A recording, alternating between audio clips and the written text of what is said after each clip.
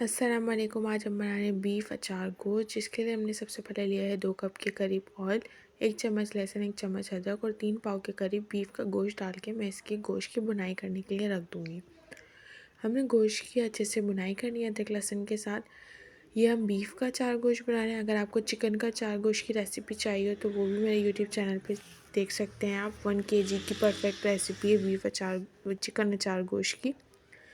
यहाँ देखिए बीफ अच्छा सा लाइट ब्राउन कलर का हो चुका है। अब हम इसमें 1 कप दही और साथ ही 6 टमाटर, 2 प्याज की हम प्यूरी शामिल करेंगे और 1 सैशे शान का अचार गोश्त मसाले का वो ऐड करेंगे।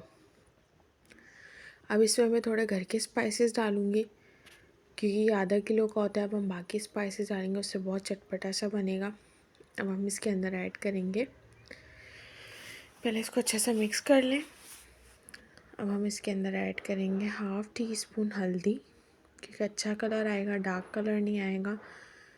1/2 टीस्पून हल्दी ऐड करेंगे और 1/2 टीस्पून गरम मसाला, 1 टीस्पून कुटी हुई लाल मिर्च, 1 टीस्पून धनिया पाउडर और 1/4 टीस्पून नमक। यह अपने हस्ब ज़रूरत है। अगर आपको नमक इसका साशे से ही अच्छा लग रहा है तो वही सही है, वरना अगर आपको कम लगे तो आप थोड़ा सा ऐड कर लीजिएगा।